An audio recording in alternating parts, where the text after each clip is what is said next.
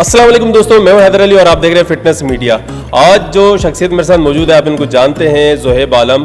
ज़रा इनसे जानते हैं कि ये आज कहाँ आए हुए हैं और क्या कर रहे हैं यहाँ। अस्सलाम हैदर भाई, कैसे हैं? अच्छा, मैं सबसे पहले गेट्स फार्मा का बहुत शुक्रिया अदा करूंगा क्योंकि उन्हें हमें यहाँ पर बुलाया है और मेरे टाइटल पे उन्होंने एप्रिसिएशन मेडल भी दिया है और कुछ कैश प्राइज़ भी दिया है। तो इसके अंदर सबसे बड़ा किरदार जो है वो अरशद भाई का है। उन्होंने हम सबको यहाँ पे जमा किया है, एक टीम बनाई है और हमें गेट्स फार्मा में इन्वाइट किया।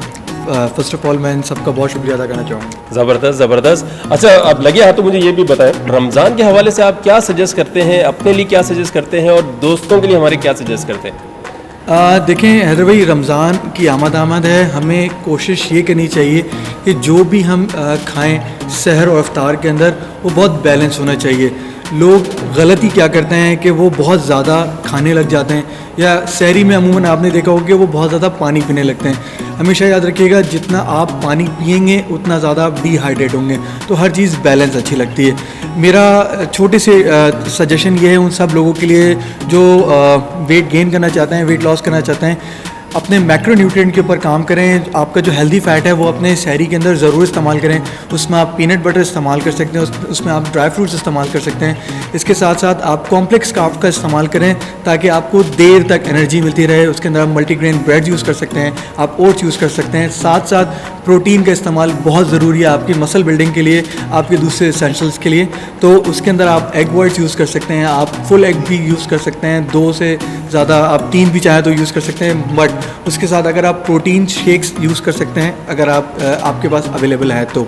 अगर हम बात करते हैं इफ़्तार की, तो इफ़्तार में आप कोशिश करें कि इफ़्तार अपना स्टार्ट करें खजूर के साथ और उसके अंदर पानी का इस्तेमाल करें। पानी बहुत ज़्यादा मत पिएंगे इनिशियल स्टेज पे, क्योंकि उसके बाद आपको ज़्यादा खा नहीं सकते। वक्फा लें नमाज का, उसके बाद आएँ और खाएं और कोशिश करें कि कॉम्प्लेक्स कार्ब या शुगरी आइटम या फ्राइड आइटम की तरफ मत जाएं, जिससे आपकी बॉडी ब्लोटेड फील करेगी। मेरी तरफ से एक और आपको टिप ये है कि जो भी आप खाएँ वो सिंपल हो, सिंपल कार्ब्स की तरफ जाएँ। राइस आप प्लेन खा सकते हैं, आप चिकन खा सकते हैं और इसको लो कम पोर्शन में इस्तेमाल करें ताकि आपको जो है ज़्यादा ब्लोटेड फील ना हो। और अमूमन आपने देखा है कि लोग खाना खाने के बाद जो है फील करते हैं कि यार उनकी तबीयत ख़राब हो जाती है। तो आप जितना कम खाएंगे आपके लिए उतना बेनिफिशियल है। अच्छा, अमूमन लोग जो है ना खाना रात का खा के हैवी हो रहा होता है या खा के सो जाते हैं, तो उनके लिए आप क्या कहते हैं, या वो सहरी करते ही सो जाते हैं? मेरा ये आपके साथ सजेशन है कि जो भी सहरी करते हैं, अव्वल तो वो जाएं नमाज के लिए सबसे पहले, क्योंकि उसके बाद आपको अपने फूड को डाइजेस्ट करना ज़रूरी है। बहुत ज़्यादा आप ये देखें कि रमज़ान के अंदर हमें ये शिकायत देखने को मिलती है कि आपकी मैदे में जलन हो रही है। उसकी वजह ये होती है कि अमूमन लोग अपनी डाइट के अंदर प्रीबायोटिक्स नहीं लेते, जिनको हम अमूमन नॉर्मल ज़बान में दही कहते हैं। दही का इस्तेमाल अपनी सैर के अंदर ज़्यादा रखें ताकि आपको इन सारी चीज़ों की शिकायत का मौका ना मिले।